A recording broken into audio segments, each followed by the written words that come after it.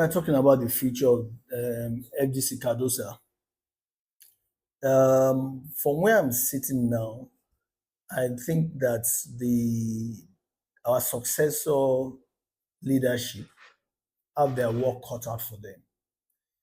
It is not, we have metamorphosed. Leadership have metamorphosed. Membership is more sophisticated. They are yearning for more. But then we are not working in isolation.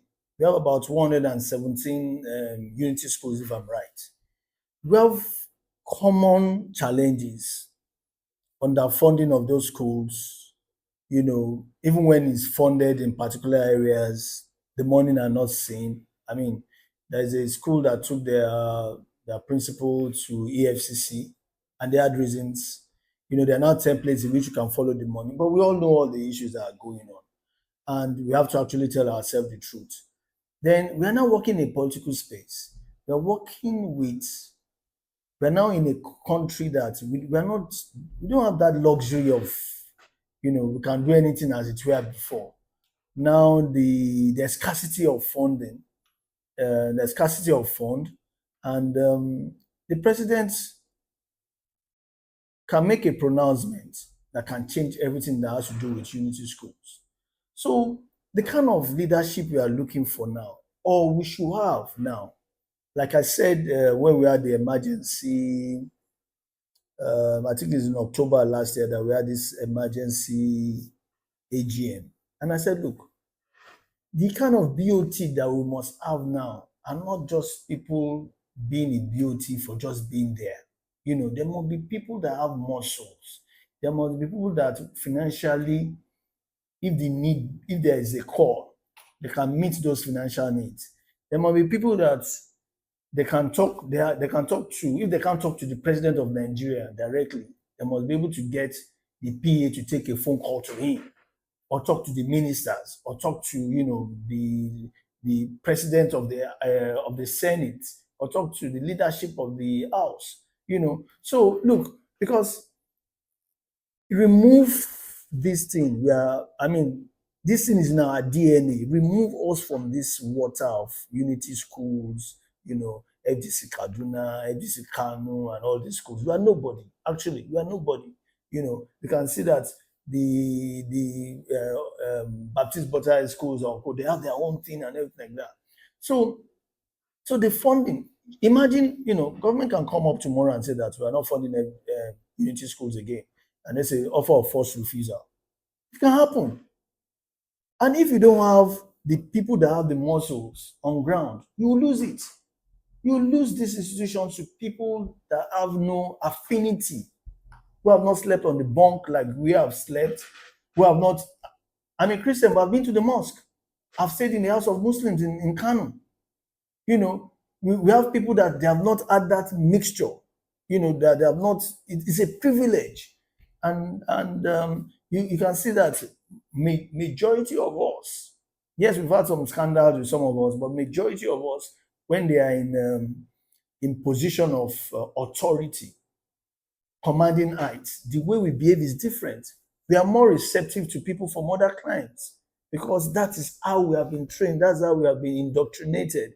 That's how we were nurtured. So we need going forward, we need a president whose name opens doors. That when they say, there are names in Nigeria, there are names in the UK, that if you say that this person is this, doors will open. There's names in the US. We need institutional names that can open doors, that can talk to people. I don't see the president now running around like I did, trying to bring chapters. We have passed, it's a phase. We have built that momentum. We have that critical mass of people under and above. We couldn't, before the 50th, we couldn't gather, our resourceful people like that. But after the 50th, we have resource. Check all the professional platforms. Look at the caliber of people there, professors, generals, bank MDs. You have all these people there now. So we have the resource. So it's no longer, bringing this in. We have them there. So we need people an ESCO that, you know, the presiding officer or the president, you know, can make calls within the power metrics and get things done. Or somebody that when he or she is asleep will receive calls that, oh, this is what government wants to do, this is what we are here, you know, and the person moves to action, and the person mobilizes our forces. You know, we are potent. So if we joke with leadership, as the IT people say, garbage in, garbage out. This is not, I will never do that. I will never, because you are my best friend, because you are my buddy, because you are whatever with me, and I know that you don't have what it is going to take us to the next level. It's not president of Federal Government College Kaduna going forward. It's not anyhow presidency. That's what I'm saying. He's a president for a season. The season we are entering now are very, very funny season. It can be very turbulent. You can lose it all, or we can gain it more. So we have to look inwards. That who are the people that tick the boxes? No, it's not a matter of party. This is my friend, or this is this, you know, this one. It's a matter of who has the personality to be there when decisions are being made. Who has the personality to be there or at the corridor of that power nexus. So I mean, I mean that's what I know about that. And then it doesn't stop with the global at all. We also need the sets. Sets are very potent. They are the foundation of the association. I mean, it's appalling that there are some set leaders that have been there for decades and they don't want to go. And we are talking about politicians and everything in our sets. You know, you've done your two tenures of a set, leave. Or go or move from position to another, but there must be movement. You can move from one position if you are the PRO, you can move from one position and go to other positions. You know, it's the same thing I told people in my school. I said, after having served 4 years in global DC, you have no business again. Let fresh ideas come, let other people come. You know, that's how association develop. You just sit there because nobody is talking. People are watching. We have to open the space. There are a lot of young guys there that are bright. People that meet the constitutional thing, let them run. You should be encouraged. This association belongs to you. That's why when somebody called me and said on one platform, a lady or somebody was talking about me and everything in a negative light. And I told the person that what this person is saying is based on the information available to her. But I told the person, and the person I said, my joy is that somebody that is 10 years or 15 years my junior can talk.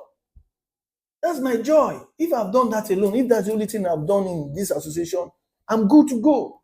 Because our generation will go. These are the generation, and they must be asking questions. They must be asking questions. So, well, if you talk about my personal philosophy, I think my personal philosophy can just be seen in when you watch the Godfather trilogy.